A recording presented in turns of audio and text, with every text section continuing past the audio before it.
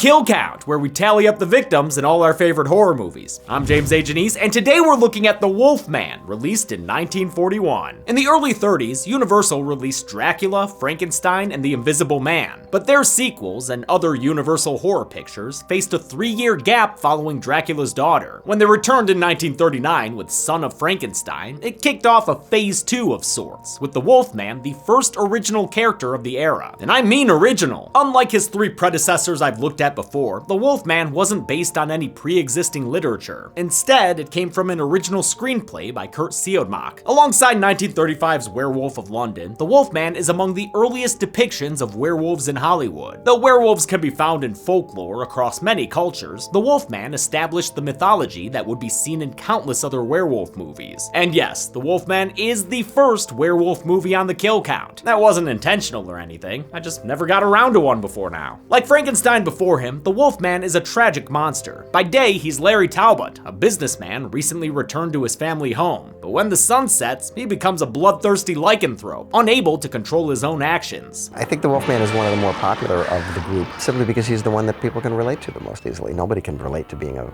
Transylvanian count. That relatability is helped by the fact that the Wolfman is the only classic Universal monster to be played by the same actor in every appearance, the 6'2" Lon Chaney Jr. Chaney was born Creighton Tull Chaney, but was frequently billed under the name of his famous father. Lon Chaney Sr. was the legendary Man of 1,000 Faces, probably most widely known as the OG Phantom of the Opera. After a sort of trial run in Man-Made Monster, Chaney Jr. was picked by Universal to be their monster star for this new era. In contrast to the exotic European leads before him, the American Lon Chaney Jr. appealed to the US's patriotic sensibilities in the wartime 1940s. Chaney Jr. would take the Wolfman to meet Frankenstein, visit the houses of Dracula and Frankenstein, and meet Abbott and Costello with Frankenstein. A lot of Frankenstein in there. Unfortunately, the character would never get a standalone sequel, only ever teaming up with other monsters. Don't let that diminish this movie's impact though. It set the ground rules for werewolves that we still use today, and is largely responsible for the creature's status as an S-tier Halloween monster. Let's sink our teeth into this 80-year-old classic and get to the kills.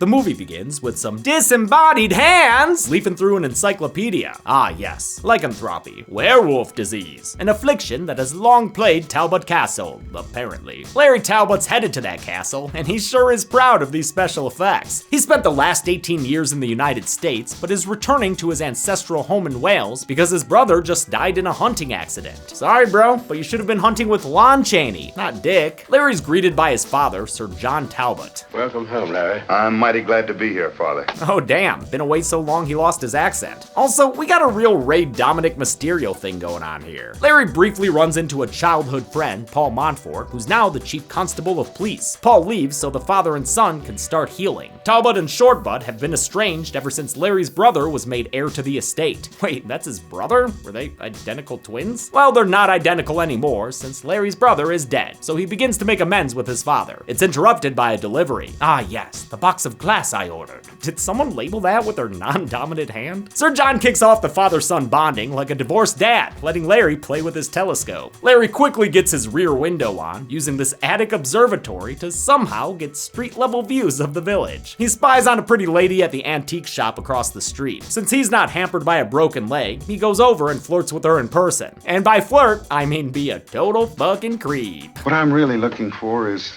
something half-moon shaped with spangles on it, golden. Oh, I'm sorry. We haven't any like that just now. Oh, yes, you have. Don't you remember? On your dressing table up in your room. Yo, that's kind of terrifying, dude. The woman, Gwen Conliffe, retorts by comparing him to a canine. How about the little dog? That would suit you. He eventually picks out something to buy, a cane topped with a silver wolf's head and a star. Gwen says its design was inspired by old local werewolf lore. Even a man who is pure in heart and says his prayers by night may become a wolf when the wolfbane blooms and the autumn moon is bright. Deep in the heart of Texas. This poem, written by screenwriter Kurt Siodmak, would appear in many of the Wolfman's follow-up films, although its last line would be changed from the autumn moon is bright to the moon is full and bright, since, you know, not all of them took place during autumn. Larry purchases the canine cane, but his attempt to ask Gwen on a date is turned down. No. A couple of times. See you at 8. No. How about tonight? No. This guy did not grow up listening to TMBG. Fine, I'll be here at 8. His persistence finds him waiting for her when she gets off work that night, but having assumed he'd be a hound, Gwen brings along a friend to be her guard dog. Larry, Gwen, and Jenny skip into the foggy woods to check out a camp of Romani travelers. The movie uses a different word, but I won't be, because it's usually considered a pejorative. They meet a fortune teller named Bela, played by a mustachioed Bela Lugosi, last seen on the kill count, of course, as Count Dracula. Lugosi wanted to be the Wolfman, but the studio went with Chaney instead. Despite a rumored rivalry, the two would work together 5 more times, sharing the title roles in the first monster crossover, Frankenstein meets the Wolfman. Jenny goes in for a one-on-one reading with Bela, freeing up Larry and Gwen to slip off into the woods alone. Gwen is played by Evelyn Ankers, a horror actress known as the Queen of the Bees. Does that make her Ms. Candyman? Ankers and Chaney reportedly didn't get along, with him sometimes sneaking up on and scaring her in full makeup. But they'd go on to co-star in 5 more films together, including Son of Dracula, where Chaney played the Count. Those Universal monster actors swapped roles so much they probably had key parties for them. Larry starts things off with a very assertive lean, but Gwen quickly stops the would-be Casanova. It's only fair to tell you I'm engaged. I'm going to be married very soon. In his tent, Bela is also receiving bad news about the future. During a palm reading, he sees a pentagram on Jenny's hand. According to local legend, that means she's future werewolf chow. What's this pentagram business? Every werewolf is marked with that and sees it in the palm of his next victim's hand. This star marking had a tragic real-world inspiration. Screenwriter Siodmak was a German Jew who had fled Hitler's regime in the 30s. He wrote this thinking of the Jewish badge that Nazis forced his people to wear. It looks like Bela's batting for Team Jacob. Just check out that lick and stick star tat on his head. Better run like Forrest, Jenny, and scream too loud for the mic while you're at it. Before she can get out of there, Bela transforms into a werewolf off screen. Yeah, maybe don't invite people over during werewolf hour, werewolf. Gwen and Larry hear Jenny screaming, prompting Larry to bound into the forest to find her. He comes across her being mauled by a large wolf, played by a German shepherd named Moose. Moose had been a stray on the Universal lot until Chaney adopted him as a pet. Aw, Moose, such a good boy. In the ensuing scuffle, Larry's torso gets nommed on for a bit before he manages to beat the dog down with his cane. The injured Larry staggers away before collapsing against a tree. He's found by Gwen and Bela's mother, Maliva, who's been kinda creeping around the periphery so far. The two get Larry back to Talbot Castle, where Sir John and Paul are having a drink together. I guess George and Ringo just left. Maliva pieces out immediately. See you later, right before one of Paul's officers shows up with bad news. Jenny Williams. What about her? She's been murdered. I love how much actor Forrester Harvey hams it up. Mr. Twiddle! Oh wait, I'm sorry, and his name is Mr. Twiddle? Hell yeah! Twiddle takes notes while Paul investigates Jenny's body, whose jugular has been severed by an animal bite. Twiddle don't like that one bittle. What's the matter with you, Twiddle? Oh, I'm a little squeamish, sir. It's either this or in keeping, Twiddle. At least here, an invisible man won't throw you down the stairs. Now, while animals don't go on the count, they do if they're actually human. And based on the barefoot body of Bela, that big bad wolf was really a guy. Look, his feet are bare. So they are. Aw shit, and he died with his dog's hound. Unlike Jenny, Bela's been beaten to death, likely by a human, and likely with this cane. The distinct cane leads the police to Larry's bed the next morning, and they question him when he wakes up. He insists he killed a wolf, and says he has the bite marks to prove it, but one looky-loo down that jammy shirt and ain't no wound to be found. It's mysteriously healed overnight. Family friend Dr. Lloyd is very understanding of Larry's situation. Don't try to make me believe that I killed a man when I know that I killed a wolf. Yes. We're all a little bit confused. The Walt Disney wannabe is obviously suspicious, so Sir John takes control of the situation. Now, please, gentlemen, there's a very simple explanation. A dog or a wolf attacked Jenny Williams, that's proven. When she cried for help, Larry and Bela went to her rescue. It was dark. Excitement and confusion, the gypsy was killed. Way to passive voice your son's murder, dude. You might be more familiar with Sir John's voice than his face, since he's played by Claude Rains, the original Invisible Man. You're crazy to know who I am, aren't you? Due to Sir John's influence, and because these guys ain't gonna give a shit about a Romani fortune teller's death, Dr. Lloyd agrees to keep Larry out of the asylum, and Constable Paul agrees to drop Larry as a suspect. After all, rich boys will be boys. Must be nice to have a dad who owns a frickin' castle. All these crooked deals don't sit well with Jenny's mother, who storms into Gwen's shop with her gal pals and tells Gwen's dad his daughter's a hussy. She didn't do anything wrong. Anything wrong? It's because of her that my little Jenny was killed. Now, that's enough. Larry arrives and puts a stop to their accusations in a shot that really conveys Lon Chaney Jr.'s imposing size. This man is a wall! No wonder Universal also cast him as both Frankenstein and the Mummy. Larry checks on Gwen, but things get tense when her fiance Frank Andrews swings by and walks in on the two of them standing there super sus. Larry, this is Frank Andrews. Even the dog can smell the infidelity. Frank is the gamekeeper for the Talbot estate. We saw him earlier with Paul and Mr. Twiddle at Jenny's murder scene. He ain't looking to shake hands with the man trying to cuck him, so Larry excuses himself. After he leaves, Frank has some prophetic words about his boss's son. Well, there's something very tragic about that man. I'm sure that nothing but harm will come to you through him. And he's definitely not jealous at all. The couple runs into Larry that night at a carnival where Frank challenges Larry to a game. Unfortunately for Lair, that game is Shoot That Wolf! I love how utterly unconcerned Frank is, while Larry clearly has some sort of traumatic flashback. Go ahead and shoot before he bites you.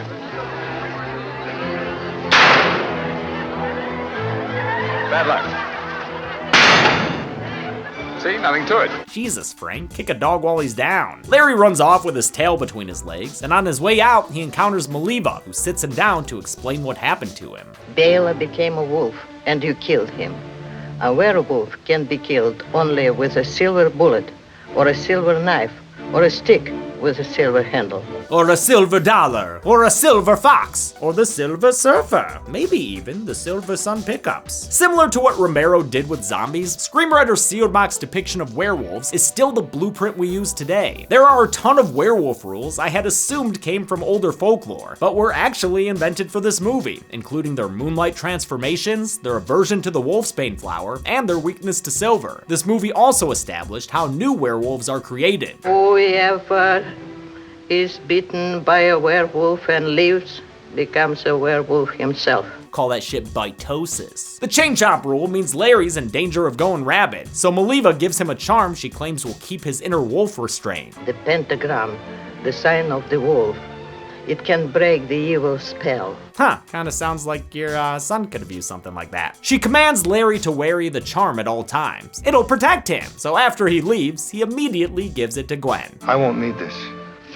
I want you to have it. Bang up job there, Lair. The trauma-bound lovebirds steal an illicit kiss, but they're quickly swept up as the camp descends into chaos. There's a werewolf in camp. Well, yeah, but I ain't hurt nobody. Gwen rushes out, leaving Larry behind to contemplate this insane montage of dissolves and kaleidoscope shots. Whoa! He flees back to Talbot Castle, where he discovers he's begun growing a new set of leg warmers. Drat! Through a series of dissolves done by early effects artist John P. Fulton, Larry's legs transform into a set of hairy paws, which were made out of hard rubber and covered in yak hair. He takes his new kicks out for a stroll, and we get our first proper peek at the titular Wolfman. Kinda makes you wonder why Larry didn't turn into a full-on dog like Bela did, but whatever gives us this classic monster look. Chaney's makeup was created by Jack Pierce, the pioneering artist behind Dracula, Frankenstein's monster, and the Mummy. Pierce had actually designed this makeup for 1935's Werewolf of London, but actor Henry Hall rejected it, wanting to be recognizable even in werewolf form. Good call on Hall's part, honestly. Unlike Chaney, he didn't have to deal with a face full of burnt yak hair. Yak's hair was applied in layers and trimmed and then scorched with a curling iron and curled and blended. Now that's what I call a hot dog. Jack Pierce was known for building up his monster makeup piece by piece. The only rubber appliance on any of his creations is the wolf nose used here, made by Ellis Berman Sr., an effects artist who also made the wolf's head cane topper. Hairy Larry comes across a gravedigger named Richardson and decides to have a midnight snack, puppy chowing down into the poor guy's neck. He celebrates his first kill with some howling at the moon, waking up the nearby villagers. Did you hear that, Mr. Twiddle? Of course I did, otherwise I'd be snuggling warm in bed. Aw, Wolfman, you're fucking up Twiddle's snuggle time! The Welsh village outside of Talbot Castle was played by the Court of Miracles, an area on the Universal Studios backlot that was also used in Dracula and Frankenstein. It was named after a Lon Chaney Sr. film, 1919's The Miracle Man. The villagers find Richardson's body, and Paul notices wolf tracks leading away from the scene. Unbeknownst to him, they belong to Larry, who's woken up in bed with a massive fangover. His fears of lycanthropy are confirmed when he sees a star on his chest, although Although that thing looks less like the mark of a werewolf and more like something you'd punch out of a cookie at gunpoint. Sir John and company meet up to discuss the recent attacks. I've got to admit, for me, the Wolfman is on a tier below the 3 earlier monster movies I've covered. That might have something to do with this trio of lackluster side characters. None of these dudes are interesting to me. They ask Larry to describe the animal that's been on a killing spree. It isn't a wolf. What do you mean? It's a werewolf. While Paul is quick to dismiss the idea, Dr. Lloyd tries to meet him halfway, suggesting that werewolves can exist in a psychosomatic form. A person could basically drive themselves into believing that they're a wolf man. Science has found many examples of the mind's power over the body. Like Frank before him, Paul is completely oblivious to Larry's fragile mental state. Doctor, can these sick people be cured?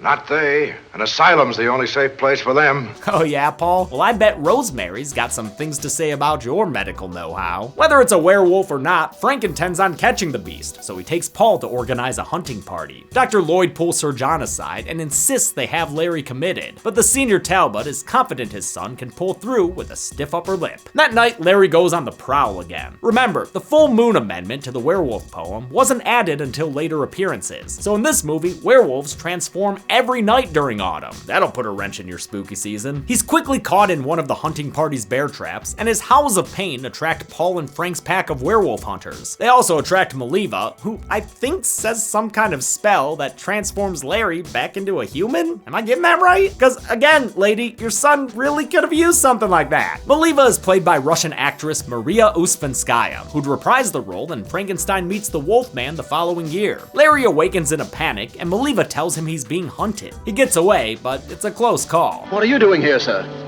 Why, the same thing that you are, of course, hunting. And prancercising! He limps straight to the antique shop where he rouses his Juliet by tossing stones at her window. He tells Gwen he'll be going away for a while. I gotta go.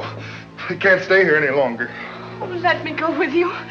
I'll fetch a few things and be back in a minute. Lady, you met this guy like a week ago. Larry's afraid he'll hurt Gwen, and a pentagram on her hand gives his fears foundation. Knowing she's marked as his next victim, he rushes out and leaves her behind. The following night, Larry tries to tell his father he's a werewolf, but Sir John insists it's all in his head. To cure him of his beliefs, Sir John binds Larry to a cherry and locks all the exits. Great plan if Larry's a werewolf. Awful plan if the house catches fire. The elder Talbot leaves to comb the forest with Paul and his men, but humors Larry by taking his silver cane for protection. Sir John meets his companions in the woods, but perhaps second-guessing his parenting skills, decides to head back to Talbot Castle. He runs into Maliva and accuses her of taking advantage of his son, but she can read him like an encyclopedia page about lycanthropy. Were you heading back to the castle? Did you have a moment's doubt? Were you heading to make sure he's all right? They're interrupted by gunshots echoing in the forest. The hunting party's found their mark, though it hasn't done them much good. I could have sworn I hit him dead on. And I too. Have you forgotten it takes a silver bullet for a werewolf? Sir John leaves to look for his son, and Maliva runs into Gwen, who's come to find Larry as well. Come on, Gwen, everyone's warning you to stay away from that guy. Oh no, I've got to find him. Come with me or he will find you. In Soviet Russia, Wolfman find you. And find her he does, stalking Gwen as she continues her search. He pounces, and her screams attract the nearby men. Larry chokes Gwen unconscious in a stunt that nearly proved fatal for anchors. Not because of the actual strangling, but because she almost suffocated breathing in the artificial fog after being dropped to the floor. The Foggy Forest, almost a character itself, was shot by cinematographer Joseph Valentine, a 5-time Oscar nominee who also shot Hitchcock's Rope. The werewolf moves on to a newly arrived Sir John, who fares a bit better than Gwen thanks to the silver cane. Sir John manages to get the upper paw and beats the Wolfman down just as Maliva arrives. She kneels to comfort Larry, who slowly morphs back into his human form as he dies. This famous shot was the most involved effect in the film, with Pierce building up Chaney's werewolf makeup bit by bit between takes. While Pierce had a reputation for being short-tempered, his relationship with Chaney Jr. was particularly strained, probably aggravated by the unpleasant 6-hour makeup process for the Wolfman. Chaney claimed Pierce would burn him intentionally while singeing the yak hair on his face. Ouch. Maliva rides off into the fog as the rest of the men arrive, leaving Sir John to mourn his dead son. Frank quickly attends to his fallen fiancée, and the movie abruptly ends with Gwen doing him dirty one last time. Larry. My name is Frank, Gwen. Frank! How many casualties did we count thanks to our canine killer? Let's find out and get to the numbers.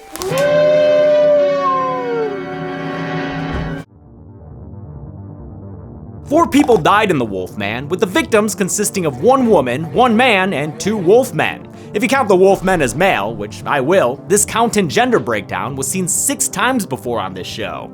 Compared to his Universal pals, the Wolfman had the lowest body count. See, he really is a good boy.